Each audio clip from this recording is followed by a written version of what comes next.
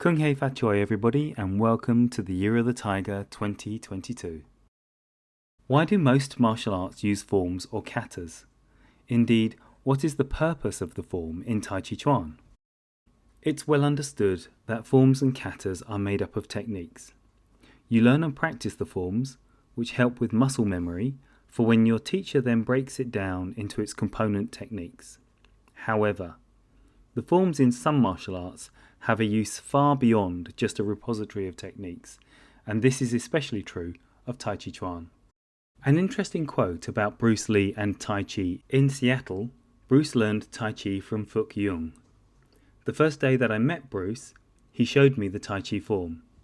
He liked and played with the idea of taking energy from an opponent and sending it back at him. Bruce loved the underlying philosophy behind Tai Chi, but could never make it work when applied at full speed. Jesse Glover, Bruce Lee's first student. I found this quote at Golden Bell Training YouTube channel, so shout out to Prince for putting this up, and I have put a link in the description below. Why would the legendary Bruce Lee have a problem making the techniques of Tai Chi Chuan work at full speed? The reason is that Tai Chi Chuan is a principle-based art, and the techniques in the form are there to teach the principles first and foremost. At the core of Tai Chi Chuan training are 12 principles guiding its action. These are not the only things that make Tai Chi Chuan work, but they are very significant in its function as a fighting art to any serious student or teacher. You will find a reference to this fact on Graham Barlow's The Tai Chi podcast with Damon Smith, discussing shamanism from around 10 minutes in. There's a link for this in the description below also. In truth, just knowing the Tai Chi Chuan form does not mean you can do Tai Chi Chuan. In fact, you are learning Tai Chi Chuan until you can apply all 12 principles within your movement at the same time. Of course, there are a number of other skills that are essential along the way.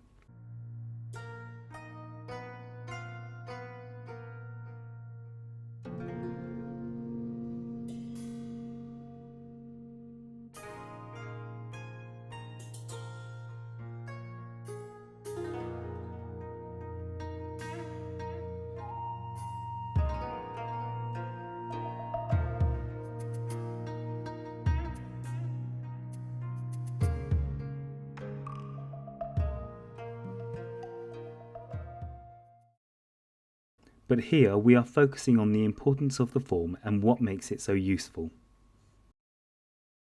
The best way I can describe this is to use the example of learning to drive.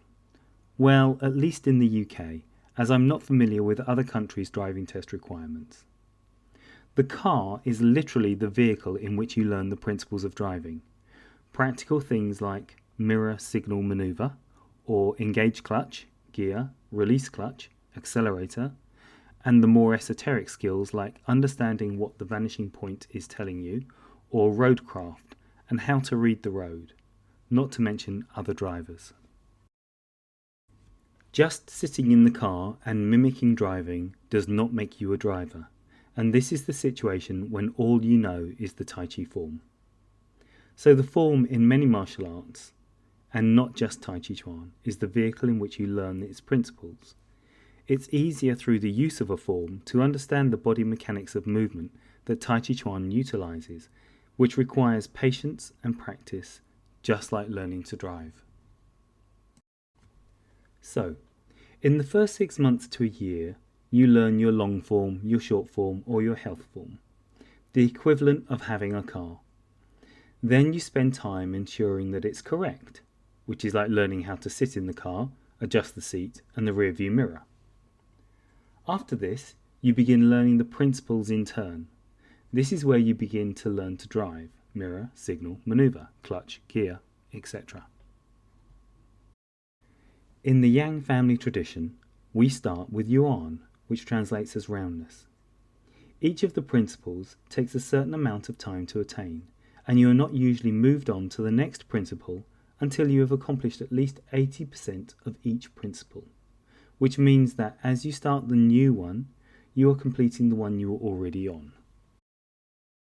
Again, As on a driving lesson, your instructor will notice how well you can control the car and then add in something else like better clutch control, smoother braking and such like. After Yuan, you have Yun. Yun is continuity, moving at one speed in the form all the way through. Now, just to be clear, this changes with your ability and understanding of Tai Chi Chuan. However, for an elementary student, it is one speed all the way through. The principles add to your form in a way that slowly brings the movement all together. By the time you've attained the first 4 principles and you've learnt to move as one unit, you will be close to attaining Sung Chin, or relaxed force. When you reach Sung Chin, your form has become a delight to watch, as there is no more physical angst in your movement. Further principles will follow, and through the years and countless repetitions of the form, you will piece together the requirements to be actually doing Tai Chi Chuan. Understand that whilst the Tai Chi form looks beautiful to watch, it's not flowery in any way. It should go without saying that forms should not be flowery. The Chinese have a saying, "You have nothing to fear from a man with flowers in his hands." It's unfortunate that traditional martial arts effectively had their teeth and claws removed by successive power struggles in China many years ago. With the rise of wushu, having gymnastic movements replacing the more effective techniques of the original arts, has done little to improve the reputation of traditional Chinese martial arts. The real difference when it comes to Tai Chi Chuan is that the techniques used in the form are secondary to the principles that they are there to teach. Most techniques in Tai Chi Chuan have many variations and can be interpreted in several different ways. The way in which they appear in the form may not necessarily be the most effective for combat, but it will be the most effective for imparting the principles of the art.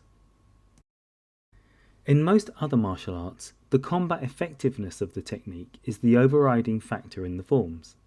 This is one reason why Bruce Lee could not make the techniques work at speed. In reality, there are so many variations on the techniques in Tai Chi Chuan that it would be impossible to learn and remember them all. Mastering the principles, however, puts the most effective response at a practitioner's fingertips in combat, allowing for freedom of movement and interpretation, which may be called fluid boxing. This is why advanced practitioners of Tai Chi Chuan often appear to be using unfamiliar techniques when engaged in sparring or combat. That's not to say that other martial arts do not seek to achieve the same state, they just have different priorities. The form is an essential aspect of your training despite assertions to the contrary. Forms should be purposeful.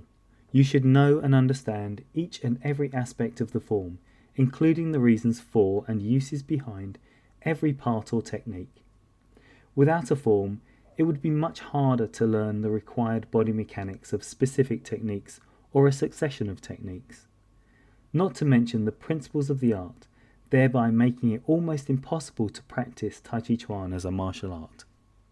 Remember, it's not what you do, it's how you do it. Lastly, there are plenty of books available on Tai Chi Chuan, some good, some not so good. However, if you're looking for a book that will offer you a roadmap to learning the art fully, I am happy to recommend this one. Tai Chi Chuan, A Comprehensive Training Manual by Sifu Raymond Rand. For full disclosure, this was written by my teacher. However, I do not gain anything financially or any other benefit from this recommendation. It's purely for your information, and it's your choice if you get the book or not. Please feel free to comment, like, share and subscribe to the channel. As I'm sure you're all aware, doing all or some of these things will help grow the channel and will also let me know you're interested in more videos in the future. And as always, good luck with your training.